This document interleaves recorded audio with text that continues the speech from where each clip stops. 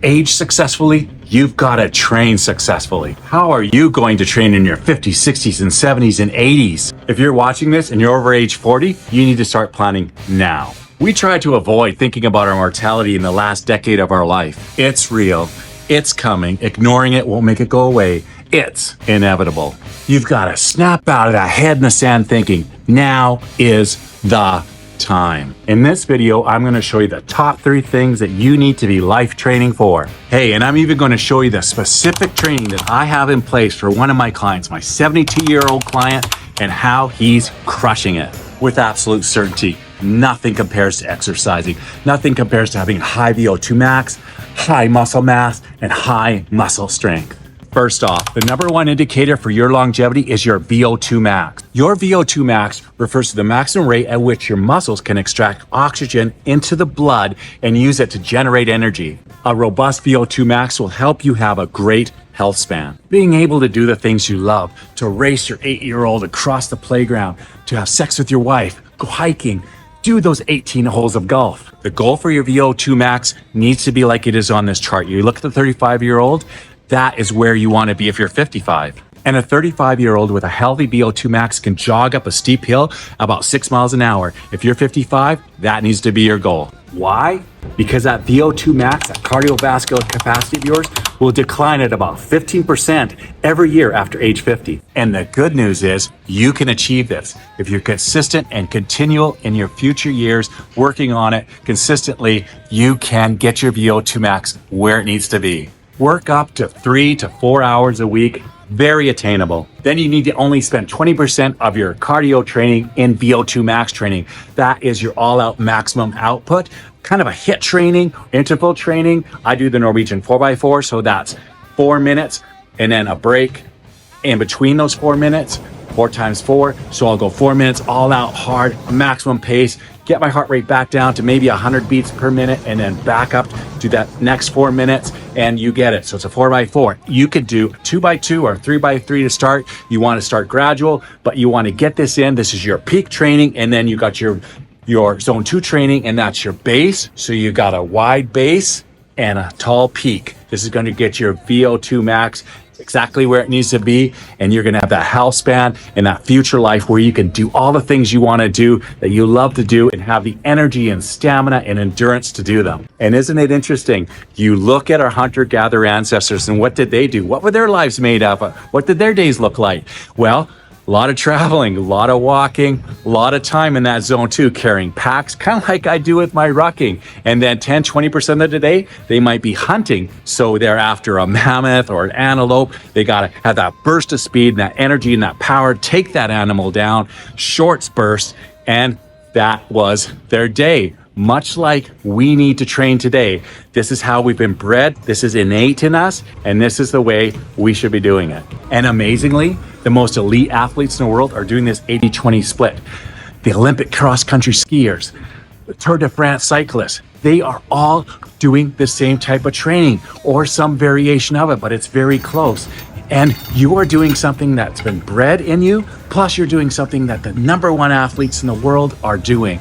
This is how you need to train. It's kind of exciting to think about it that way. Plus, this is going to boost your energy in all other aspects of your life. And your performance, doing everything else in the gym, is going to be enhanced by it. Now, on to number 2. Let's look at how strength training will increase your longevity and health span. As published in Aging and Disease in 2018, February 9th, the role of dietary, protein, and muscular fitness on longevity and aging research studies showed muscular strength is inversely and independently associated with all-cause and cardiovascular mortality, even after adjusting for cardiovascular fitness. As well, other research studies have shown the relationship between grip strength and longevity. Literally, how hard you can squeeze something in your hand will determine your longevity. Our grip strength is the primary point of contact for almost every single thing we do, from swinging a golf club to chopping wood. If our grip strength is weak, everything else is compromised. You see, grip strength is a proxy for our overall strength. But hey, just so you know, it's not enough to be binging your Netflix series and just squeezing your hand grip thingy. That is not going to do it. You're going to have to work on your overall body strength and not just that. Strength training, that conversely and inversely leads us into number 3, and that is muscle building. Resistance training needs to be a staple in your fitness development. It's essential to be able to do the things in life, the basic things that you want to be able to do. Have you ever talked to a 60 or 70-year-old and had them say, hey, I wish I didn't have so many muscles? Because muscle is correlated with living longer. A 10-year observational study with 4,500 people aged 50 plus showed that those with a low muscle mass had a 40 to 50% greater mortality risk. We need to avoid sarcopenia, that's muscle atrophy, as well as osteopenia, which is the degradation of our bone density. Plus, having skeletal muscle will protect your bones in a fall. Let alone having lean muscle mass will allow you to be metabolically healthy and metabolically flexible. It allows for proper blood sugar regulation so that you can have the glucose disposal into your muscles. And you need to have enough muscles for that to regulate properly and as effectively as possible. Be aware that traditional weightlifting exercises may not build functional muscle. Hey, they're still good for you. I do them myself. It's just that only doing them might limit your mobility and your overall range of motion. It's important to make functionality a part of your future because that's going to fit in more with your life and real world experience. The main takeaway here is we need to stop pointlessly exercising and be doing specific training. Now I'm going to use one example from one of my clients that we do specific training for. That's Gordie. He's 72. You wouldn't believe it by looking at him, but this guy, he wants to be skiing all the way through his 70s, and when he's 80, he still wants to be on the top of that hill. When working with Gordie, yes, of course, we're focusing on the strengthening of his legs, but it's also that lateral movement, that traversing down the hill. It's called skidding in skiing, when you got to get that side to side and those turns in, and you got to be able to put on the brakes, and you've got to be able to respond and react to whatever comes to get the best possible run down that hill that you can. Because that ability to put on the brakes and stop when you're on that ski hill, that is critical, and it's going to help you in other aspects of your life as well. So, to correspond with his skiing sport, I've got him doing his elliptical ski training at his home, and that's his side to side. He's working on his VO2 Max, so he does his interval, his HIIT training on that. So he's getting that life skill as well as getting that skill for the sport that he loves. And for zone 2 training, we have him doing 80% of his week on that track there, working on his zone 2, getting in that 60-70% heart rate. So we've got Gordie on that track doing about 45 minutes a day, 4 days a week. So he's getting his 3 hours in and getting that zone 2 training where he needs it. Gordie's resistance training takes into account that coordination and balance and that quick response time that he needs. Here I have Gordie practicing weighted curtsies with kettlebells.